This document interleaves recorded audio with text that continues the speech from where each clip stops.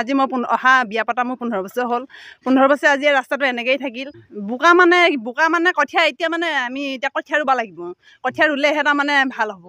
মানে এতিয়া এফালেদি সুলভ মূল্যৰ দোকান আছে। এতিয়া বহুত মানুহে ফিংগাৰ দিবলৈ আহিছে, 1200 মানুহে ফিংগাৰ দিব আহিছে। সেই ফিংগাৰ দিয়া মানুহবিলাক মানে ৰাস্তা আৰু বেয়া কৰি দিছে। এতিয়া গতিকে লৈ এতিয়া চৰকাৰে এতিয়া চাই পেলাই, এতিয়া হেমন্ত মামাই আমাক চাই পেলাই ৰাস্তাটো ঠিক কৰি দিব লাগে। আৰু লগতে ল'ৰা ছোৱালীবিলাক স্কুল যাবলৈ, স্কুলৰ কাৰণে বহুত অসুবিধা হৈছে।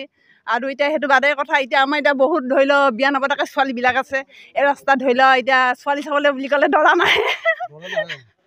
দৰা নাহে তাৰমানে ৰাস্তাটোৱে বেয়া। এতিয়া ৰাস্তাটোৰ পৰা মানে এতিয়া গাড়ী গোৱা কেনেকৈ সোমাব? এতিয়া এই বোকাত এতিয়া হেৰি কেনেকৈ আহিব, কিবা দৰা কেনেকৈ আহিব? ৰাস্তাত গাড়ী মটৰ হ'লে ইমান বোকাৰ মাজতো আৰু ইমান মৰমৰ গাড়ীখনতো লেতেৰা হ'ব দিব নোৱাৰে। তো মামা এতিয়া দেখিছোঁ, এতিয়া যলৈ গৈছোঁ তো ধুনীয়া ৰাস্তাই গৈছে। কিন্তু আমাৰ পালাৰা এডোখৰ ৰাস্তা আজি 15 বছৰে হ'ল। মই অহা 15 বছৰ এনেকৈয়ে থকা দেখিছোঁ।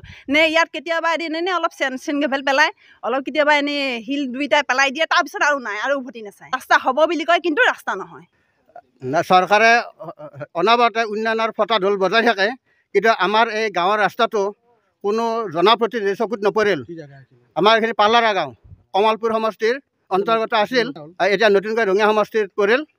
আমাৰ ইয়াতে 116 বছৰ পুৰণি নামঘৰ এটা আছে, লক্ষী মন্দিৰ।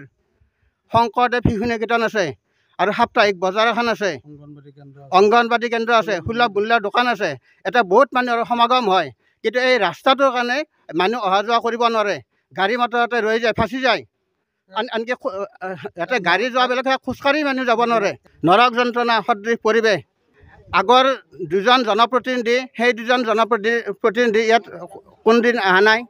আৰু বৰ্তমানৰ যিজন জনপ্ৰতিনিধি, সেইজন জনপ্ৰতিনিধি ৰাস্তাৰ উন্নয়নত কোনো গুৰুত্ব দিয়া নাই। এই পালাৰা বৃহত্তৰ গাঁও বুলিয়ে ক'ব লাগিব। তাৰ ভিতৰত আমাৰ 9টা চুবুৰীৰ এই এটা অতি দুৰ্গম বুলিয়ে ক'ব লাগিব ৰাস্তাটো। আৰু এইখিনি গোটেইখিনি বিজেপি অধ্যুষিত অঞ্চল। গতিকে সেয়েহে আমি আচলতে পৰম দুখেৰে ক'ব লগা হৈছে, আমাৰ ইয়াত কেইবাটাও এনেকুৱা চৰকাৰী অনুষ্ঠান আছে, কিন্তু ৰাস্তাটো চৰকাৰী, কিন্তু ৰাস্তাটো বেচৰকাৰী হৈ আছে। গতিকে ভেঞ্চাৰ বুলিয়ে ক'ব লাগিব, যিহেতু চৰকাৰে বিশেষ গুৰুত্ব দিয়া নাই এতিয়ালৈ।